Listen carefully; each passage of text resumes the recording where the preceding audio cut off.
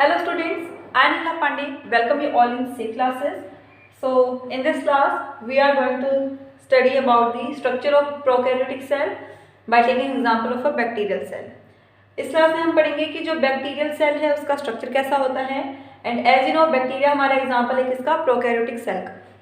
Prokaryotic cells कौन सी होती हैं? So these are the cells which have a primitive nuclei and their nuclear content, or you can say the genetic material, is not surrounded by a nuclear membrane. इनका जो genetic material होता है वो क्या होगा, न्यूक्लियर मेम्ब्रेन के through क्या होता है, सराउंडेड नहीं होता। और सिंपल टर्म्स में हम क्या कह देते हैं कि these are the cell which do not have a true nuclear.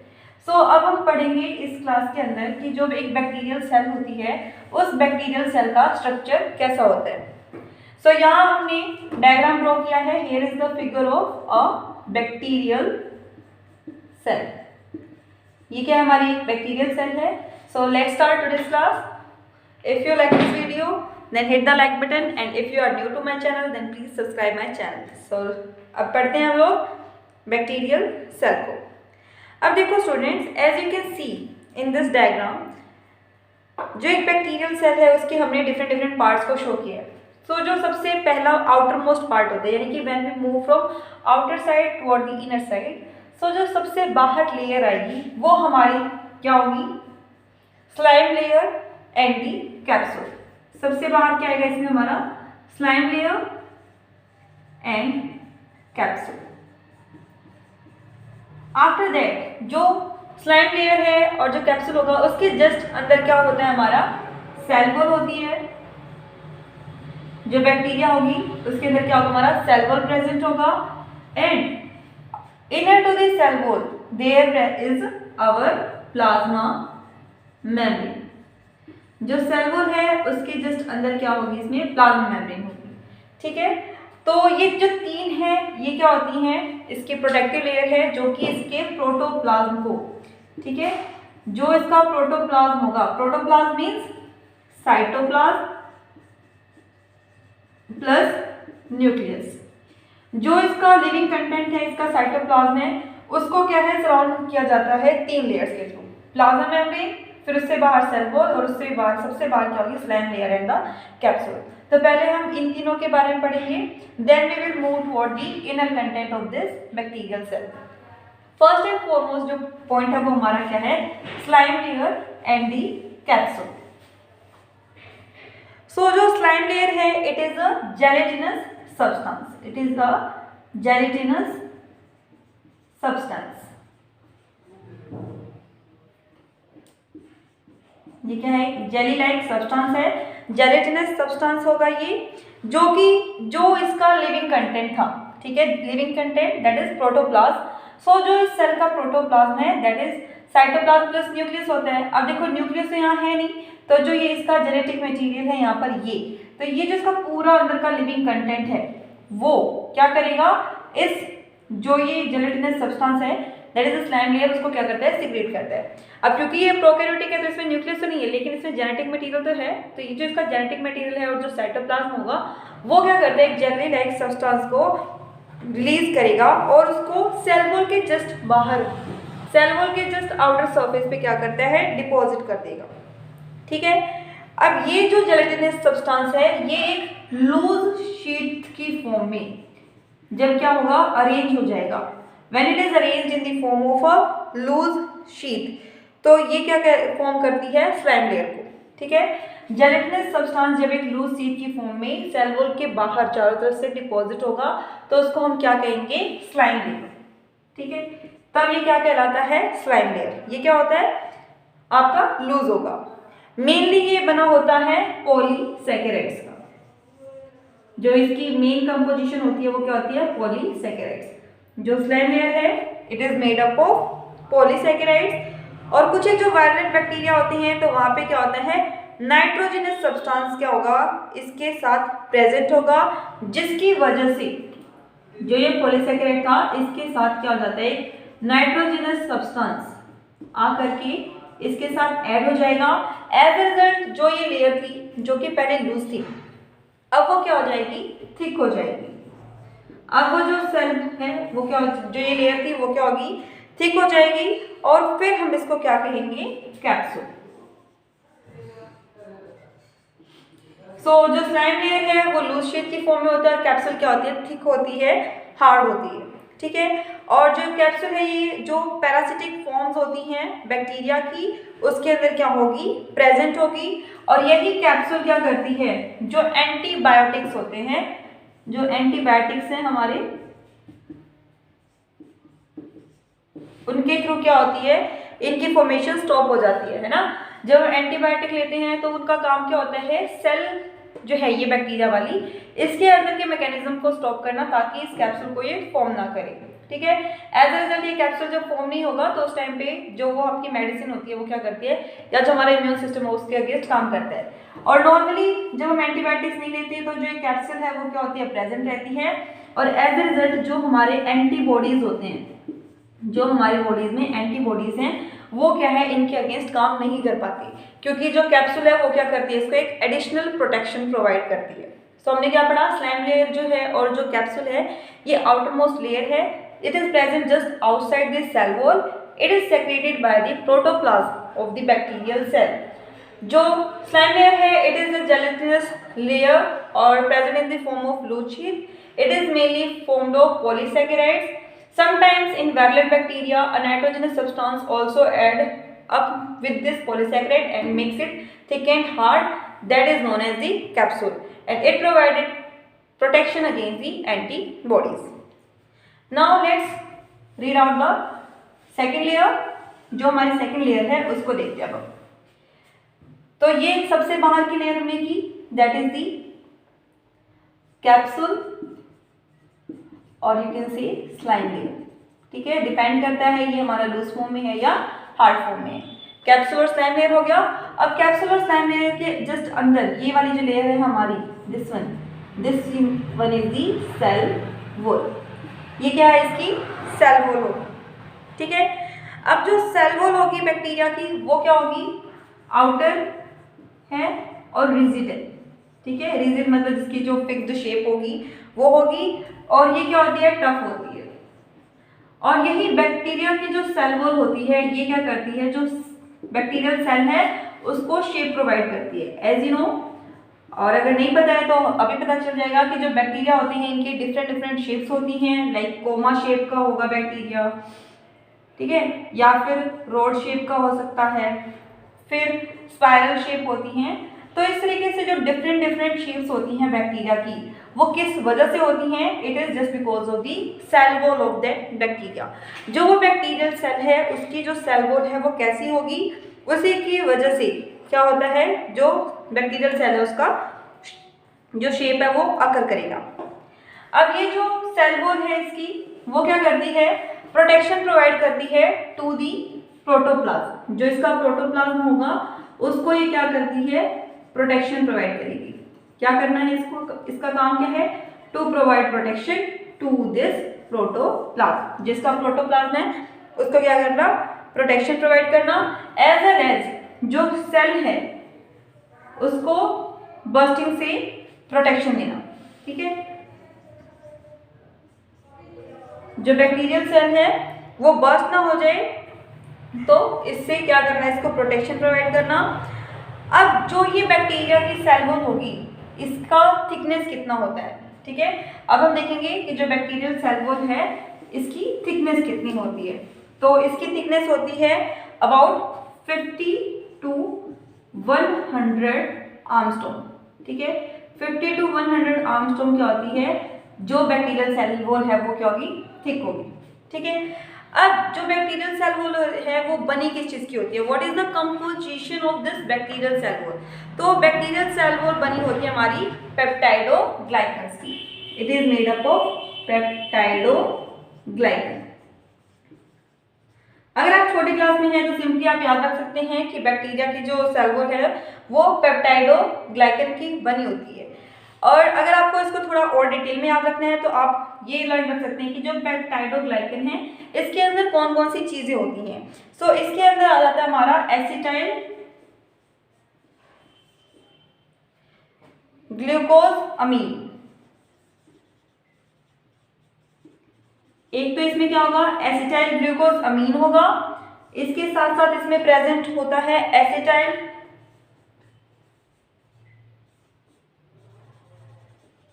मुरामिक acid, ठीक है, एसिटाइल मुरामिक एसिड होगा, और प्लस में इसके अंदर क्या होती है, पेप्टाइड की चेन होती है, पेप्टाइड की चेन होगी।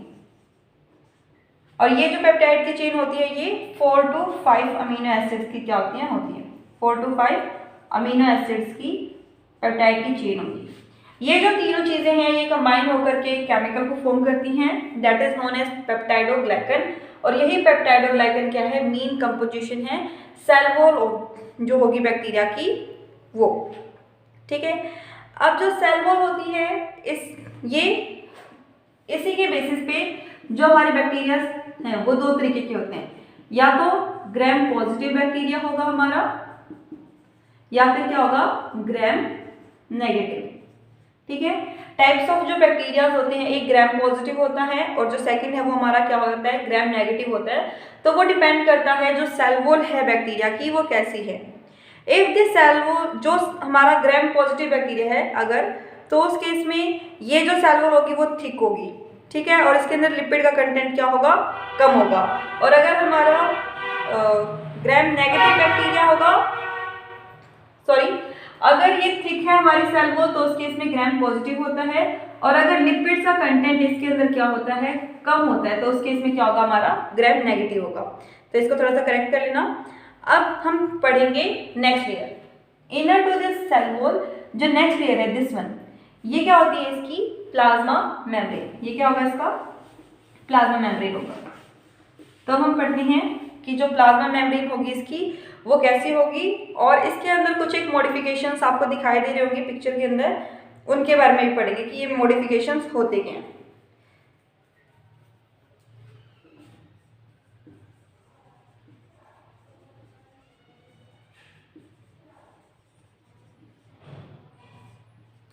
अब देखो इसमें आपको एक स्ट्रक्चर ये दिखाई दे रहा है, फिर इसके अंदर एक स्ट्रक्चर हमारे पास ये वाला है और ये वाला स्ट्रक्चर, ठीक है। तो अब हम पढ़ेंगे प्लाज्मा मेम्ब्रेन की कंपोजिशन और एज वेल एज ये जो इसमें एडिशनल स्ट्रक्चर्स प्रेजेंट है वो। तो प्लाज्मा मेम्ब्रेन जो है वो थिन होती है, ठीक है, और ये इलास्टिक है, it is thin and elastic and as well as it is selectively permeable. Thin है, इलास्टिक है, और इसके साथ साथ क्या है, ये सिलेक्टिवली परमिएबल इन नेचर होगी, लिपोप्रोटीनस होगी, that means it is made up of lipids and proteins. Lipoproteinous in nature है, लिपिड और प्रोटीन की क्या है, ये बनी हुई है। अब जो प्लाज्मा मेम्ब्रेन होती है बैक्टीरियल सेल की, वो प्रोवाइड करती है site for most of the anabolic and catabolic processes. जो इस बैक्टीरिया के अंदर एनाबॉलिक प्लस कैटाबॉलिक प्रोसेस है, उन प्रोसेसेस के टेक प्लेस करने के लिए क्या करती है, ये प्लेस का काम करती है। ये जो प्रोसेस होंगी बैक्टीरिया के अंदर वो कहाँ होती हैं, इसी जगह पे होंगी। एनाबॉलिक एक्टिविटी और कैटाबॉलिक एक्टिविटी क्या होती हैं, सो एनाबॉलिक एक्टिविटी मतलब कि वो रिएक्शंस हमारी बॉडी में जिसमें सिंपल टू कॉम्प्लेक्स कोई चीज फॉर्म होती है, ठीक है, जिसमें क्या होता है, सिंपल टू कॉम्प्लेक्स कोई चीज बनी होती है।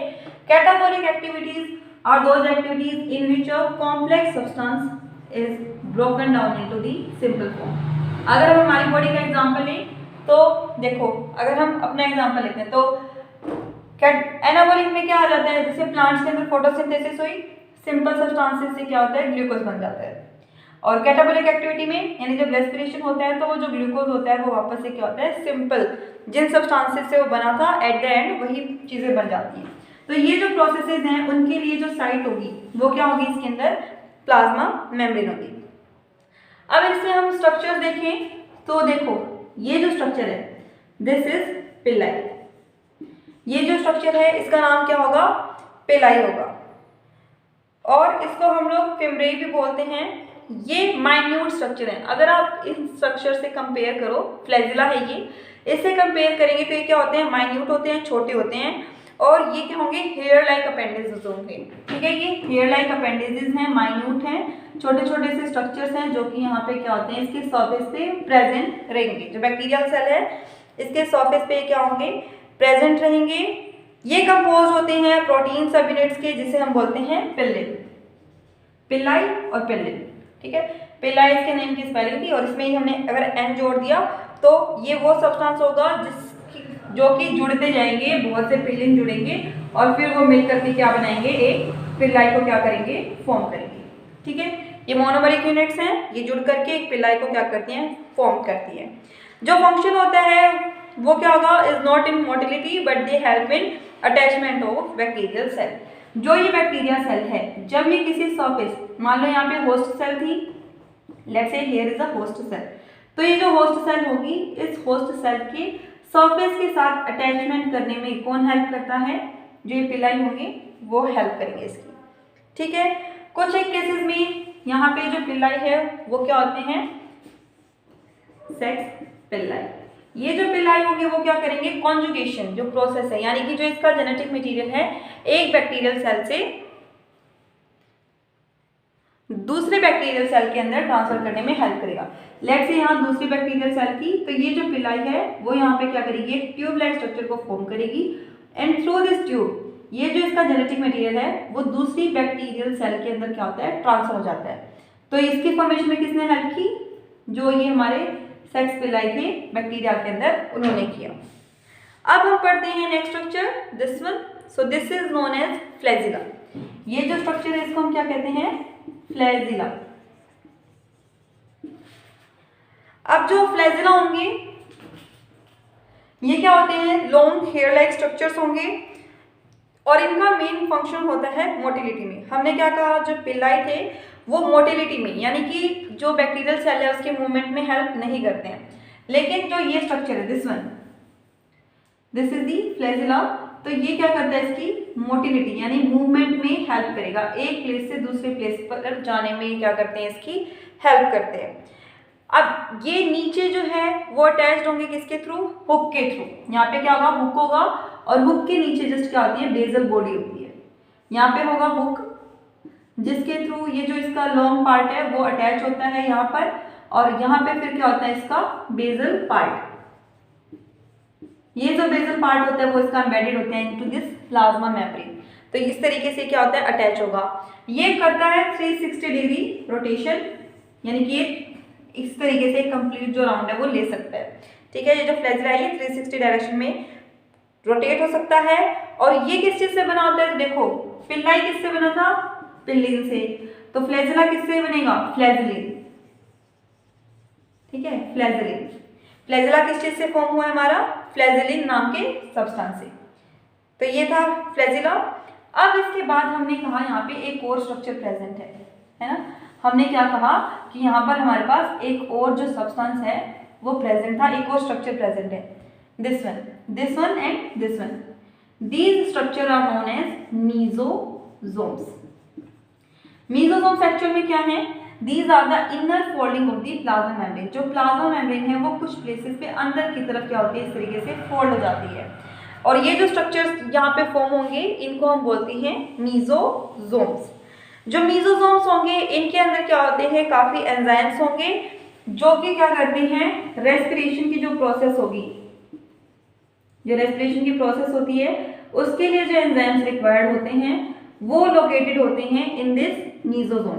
तो ये जो रेस्पिरेशन की प्रोसेस है वो कहाँ टेक प्लेस करेगी, inside the mesosome of this bacterial cell. ठीक है, इसके साथ साथ ये हेल्प करता है in the replication of nucleoid region at the time of cell division. Nucleoid region ये वाला है, ये हम आगे पढ़ेंगे। तो जो ये न्यूक्लियोइड रीजन था इसका, उसका replication eight the time of जो बैक्टीरियल सेल डिवीजन है, जो ये हमारी बैक्टीरियल सेल है जब वो डिवाइड करेगी, जब bacterial cell division take place करेगा एट दैट टाइम, जो ये न्यूक्लियोइड रीजन है उसमें क्या होगा, वो रेप्लिकेट होगा और वो डिवाइड होगा, तो उस रेप्लिकेशन की टाइम पर क्या होगा, जो मीसोसोम है वो क्या करता है, हेल्प करता है उसकी। अब हम पढ़ेंगे नेक्स्ट स्ट्रक्चर, यानी कि इनसाइड द प्लाज्मा मेम्ब्रेन क्या प्रेजेंट है इसका, प्रोटोप्लाज्म, यानी कि साइटोप्लाज्म और इसका जेनेटिक मटेरियल। तो ये जो स्ट्रक्चर है दिस वन, जिसके अंदर एक जेली लाइक सब्सटेंस प्रेजेंट है पूरे में जो स्कैटर्ड है, this one, this is the cytoplasm. ये क्या है इसका, साइटोप्लाज्म है। जो साइटोप्लाज्म होगा ये एक्वस फ्लूइड है और you can say semi fluid ground substance होता है, जिसके अंदर क्या क्या चीजें होती हैं, कार्बोहाइड्रेट्स, इसके अलावा यहाँ पे प्रेजेंट होंगे सॉल्युबल प्रोटीन्स,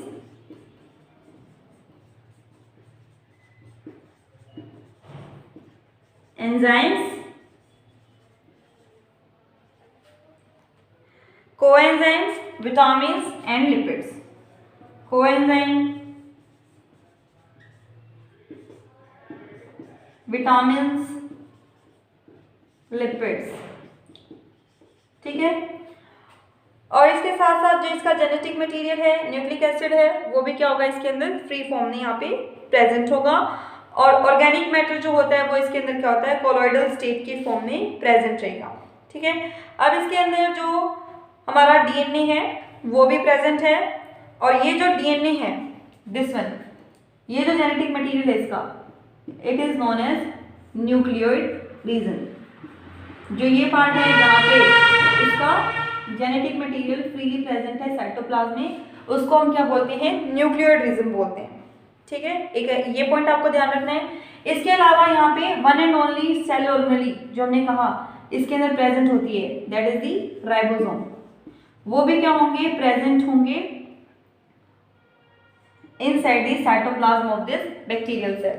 अब ये जो राइबोसोम्स हैं, देखो जब इसमें प्रोटीन सिंथेसिस की प्रोसेस टेक प्लेस कर रही होती है, तो एट दैट टाइम बहुत से जो राइबोसोम हैं वो क्या होते हैं, एक साथ अटैच्ड होते हैं विद दी mRNA, ठीक है। mRNA means messenger RNA. जो मैसेंजर आरएनए है उसके साथ काफी सारे जो राइबोसोम्स हैं वो क्या होते हैं, यहाँ पे अटैच्ड होते हैं। तो इस स्ट्रक्चर को हम लोग क्या बोलते हैं, पॉली राइबोसोम्स, ठीक है। पॉली मीन्स बहुत सारे, मैनी, और राइबोसोम्स, तो बहुत से राइबोसोम्स क्या हैं, अटैच्ड हैं ऑन दिस mRNA सीक्वेंस। अगर मैं इसको जूम करके देखूं तो ये कैसे है, यहाँ पे इस तरीके से राइबोसोम के अंदर दो सब यूनिट्स होती हैं, एक लार्जर होती है, एक स्मॉलर होती है, ठीक है। तो इस तरीके से क्या है, दिस इज द राइबोसोम, फिर ये भी राइबोसोम है, ये भी है, ये भी है, और ये क्या है हमारा mRNA का सीक्वेंस। और ये हमने क्या किया, इस वाले पार्ट को जूम इन करके देखा है। तो इस तरीके से अटैच होंगे, और इस स्ट्रक्चर को हम फिर क्या कह देंगे, पॉलीराइबोसोम, यानी कि बहुत से जो राइबोसोम्स हैं वो क्या है यहाँ पे हमारे अटैच्ड हैं इस सिंगल स्ट्रक्चर के साथ, ठीक है। तो ये क्या था, साइटोप्लाज्म हमारा। अब इसके अंदर जो अदर ऑर्गेनेलीज हैं, आप देख सकते हैं कि यहाँ पे जो बाकी की ऑर्गेनेलीज है ना, लाइक माइटोकॉन्ड्रिया, क्लोरोप्लास्ट, ग्लाइसोसोम्स, ये सब क्या है यहाँ पे प्रेजेंट नहीं है, ठीक है। तो ये हमने पहले ही पढ़ा हुआ है कि इसके अंदर क्या होता है, मेम्ब्रेन बाउंड जो ऑर्गेनेलीज होती हैं वो क्या होती हैं, एब्सेंट होती है। फिर न्यूक्लियोइड रीजन हमने पढ़ लिया कि इसके अंदर एक न्यूक्लियोइड रीजन होगा। न्यूक्लियोइड रीजन एक्चुअल में क्या है, इसका जेनेटिक मटेरियल है, और यहीं पे क्या होता है, जो डीएनए होता है वो क्या होगा, प्रेजेंट होगा। और यहाँ पे हमारे पास एक सिंगल क्रोमोसोम क्या होता है, प्रेजेंट होता है। सिंगल क्रोमोसोम जो होगा वो क्या होगा, प्रेजेंट होगा इनसाइड दिस न्यूक्लियोइड रीजन। फिर उसके बाद लास्ट जो एक टॉपिक है इसमें वो आपका क्या है, एक और चीज प्रेजेंट होती है यहाँ पे, that is known as plasmid, ठीक है। यहाँ पे एक और चीज प्रेजेंट होती है जिसको हम बोलते हैं प्लाज्मिड। अब देखो ये क्या था, genetic material, that is the DNA. जो इसका डीएनए था वो था, जिसे हमने बोला कि न्यूक्लियोइड रीजन है, जो कि यहाँ सर्कुलर फॉर्म में प्रेजेंट है।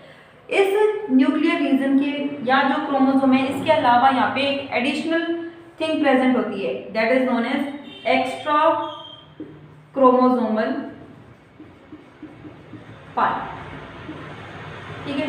एक्स्ट्रा क्रोमोसोमल पार्ट होते हैं, यानी कि जो क्रोमोसोम प्रेजेंट था उसके अलावा यहाँ पे क्या होता है, एक हमारा डीएनए का सीक्वेंस होता है, that is known as the plasmid, ठीक है। एक्स्ट्रा क्रोमोसोमल मटेरियल कि जो बैक्टीरियल क्रोमोसोम था हमारा, उसके अलावा काफ़ी बैक्टीरिया के अंदर क्या होते हैं, एक एसेसरी रिंग प्रेजेंट होती है डीएनए की। हमने यहाँ पे एक रिंग बनाई है, ये एसेसरी रिंग होती है डीएनए की। This ring is known as the plasmid. और जो प्लाज्मिड का डीएनए होता है वो इंडिपेंडेंटली क्या करता है, रेप्लिकेट करता है, मेंटेन करता है अपनी एक इंडिपेंडेंट आइडेंटिटी को।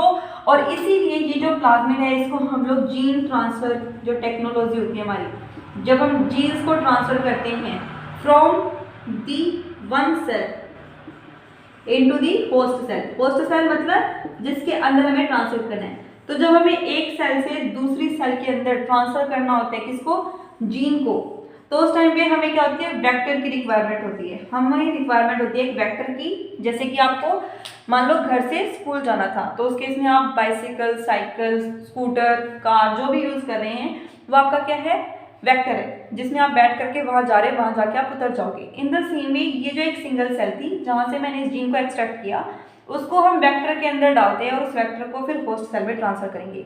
तो इस वेक्टर का काम कौन करती है, प्लाज्मिड्स, क्योंकि ये क्या है, इंडिपेंडेंटली अपने आप को रेप्लिकेट करता है। तो इस वजह से क्या होता है, हमारा काफ़ी इंपॉर्टेंट रोल प्ले करता है रिकम्बिनेंट डीएनए टेक्नोलॉजी के अंदर। जो प्लाज्मिड है वो टेम्परेरी क्या होता है, एसोसिएटेड हो जाता है समटाइम्स इस न्यूक्लियोइड डीएनए के साथ, और उस टाइम पे हम इसको क्या बोलेंगे, एपिसोम्स। यानी कि ये प्लाज्मिड था, ये क्या होता है, टेम्परेरी नॉट परमानेंटली, समटाइम्स क्या होता है इसके साथ अटैच हो जाएगा, और फिर हम इसको क्या बोलेंगे, that time it is known as the episomes. Episomes, ठीक है। So this was all about the bacterial cell structure, or you can say the prokaryotic cell. See you all in the next class. Till then, bye. Have a nice day.